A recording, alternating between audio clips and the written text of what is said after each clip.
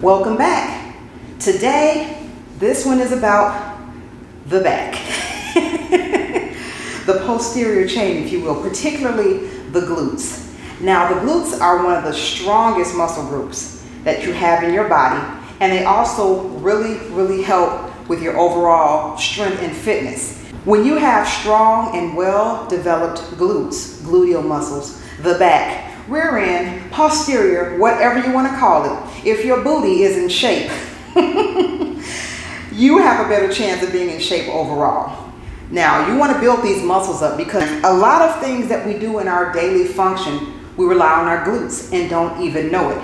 There are 3 parts to the glutes, not just the gluteus maximus like people talk about. There's also a minimus and a medius, and you want to hit all 3. So what I like to do, this is an equipment-free workout.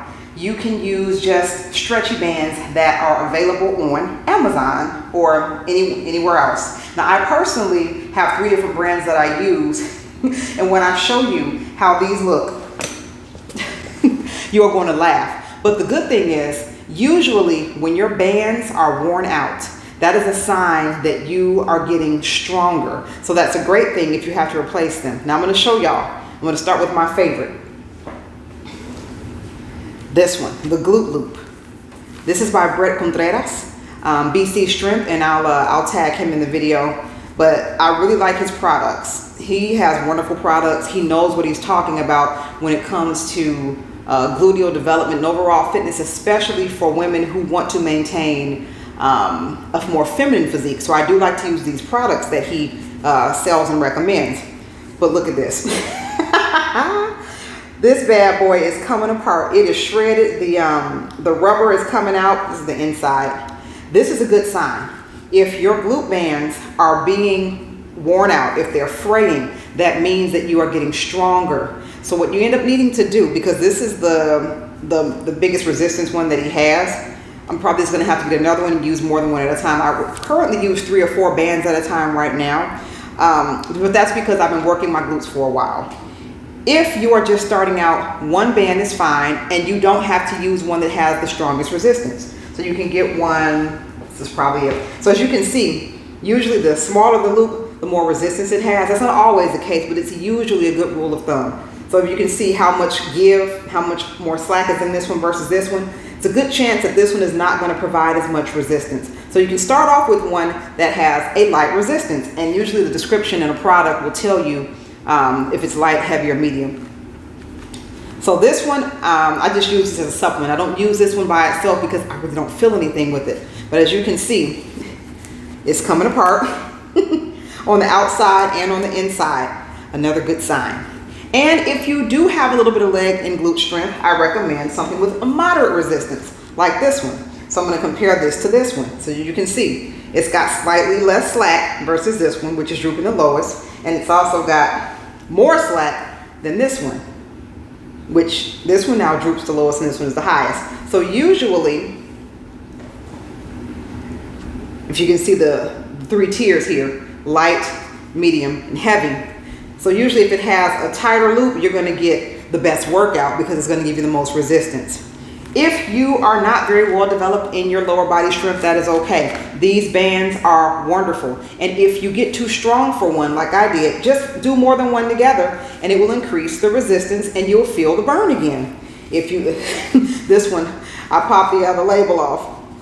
But I'm getting my money's worth out of these. And these aren't even expensive. That's the cool thing. You can invest in your health and your fitness and your appearance overall for a very little amount of money. For those of you who've known me for a while, you all know how small I was. At the time of this recording, I'm 5'3", 138 pounds. My typical weight for most of my life up until a couple years ago was anywhere between 99 and 103 pounds. I would say 103 was my top weight. That is how small I was. But I also did not do strength training. I was a dancer, and I danced almost 7 days a week at that time. I always danced. I was in different groups and I was a performer dancing. And so I always had cardio going on. At the time, I did not know how important it was to counteract and offset cardio, especially excessive cardio. These X's and S's are getting me. especially excessive cardio. Have to offset that with resistance training. So this is a rule of thumb, ladies. If you work out a lot and you don't have a booty, or if your booty looks sad, and we all seen a sad looking booty, you want to do some type of resistance training to help offset excessive cardio. So there are a lot of sports that people partake in, especially cardiocentric, such as biking, cycling, aerobics, and skating. Because a lot of things, they'll work. So you'll notice that you might have very well developed legs. Your quads will be nice, your calves will be nice, but then your booty is flat. So that's because you are not giving resistance to that area. And also, there is a myth going on right now that I want to help dispel. Squats do not grow your booty. They grow your quads. You can always, I'm not going to say always, but you can usually tell what muscle group is being activated by where you feel it. Typically, when you're doing squats, it is a quadricep right here, the front thigh. It's a quad dominant movement. So that's what's going to grow. So you might notice your thighs in the front getting nice and toned, but the back of the legs, your hamstrings, and also your gluteal muscles are just like, hey, what about us?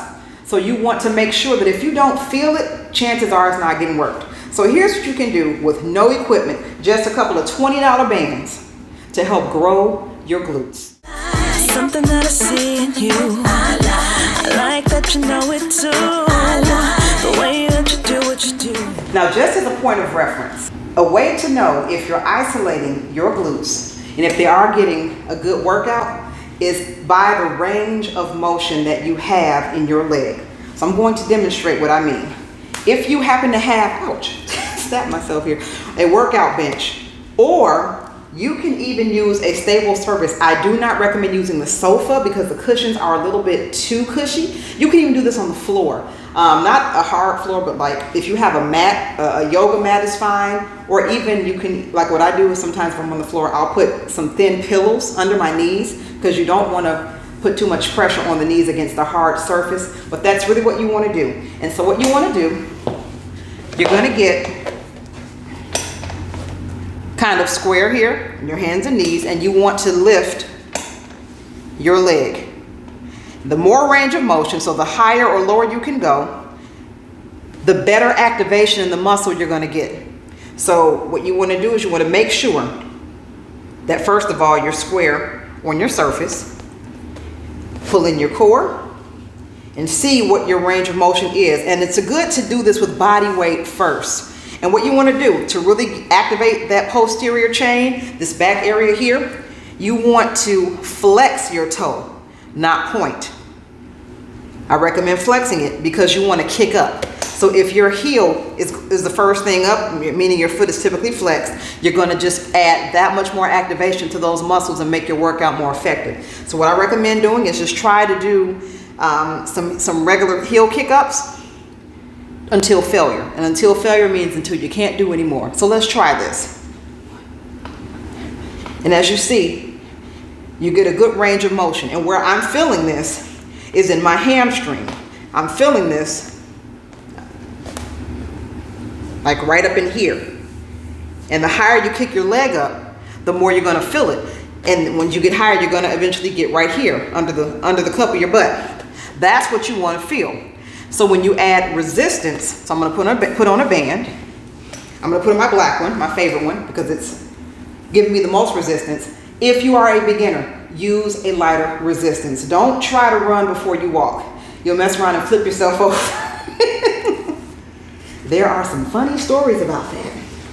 And what you want to do, you always want to make sure if you're trying to activate your glutes that the band is above the knee. Now, another cool trick with these bands to work different muscle groups, these bands are just an amazing asset and resource to have. You can take them anywhere. The higher the band, usually the easier it is to do the exercise. When you get closer to your knee area, it's more resistance, it's more difficult. So depending on where you are in your advancement level, you might want to position the band a certain way. So because I'm trying to activate my glutes only, I don't think I can completely isolate them, but you can do a huge part of the isolation just by the band placement. Just roll it on up like some tight pantyhose. And you want to put it as, this is a tight band, as high as you can get it without it actually going on your butt. So me, I've got it here, which is about, turn here, 2 inches below the cup of my butt. So if you can get it to 2 inches below the cup and you want to make sure that it's tight, this might be a good place to start. You can adjust the height if you are not feeling the resistance that you want.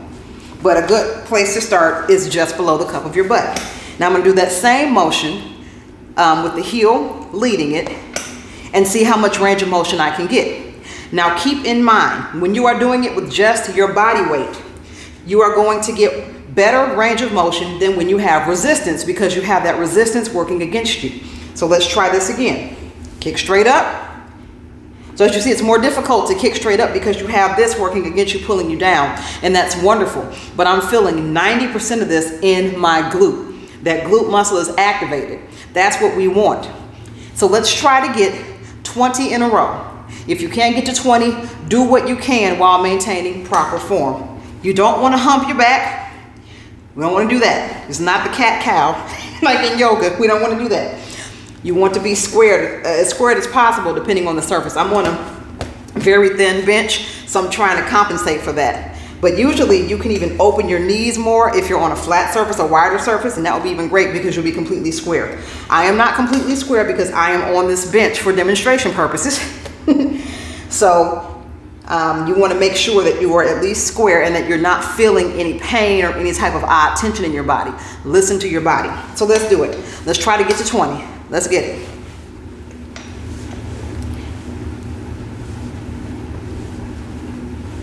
Keep the core tight. Keep that heel leading. Keep that foot flexed. And I'm feeling this in my hamstring and my glutes.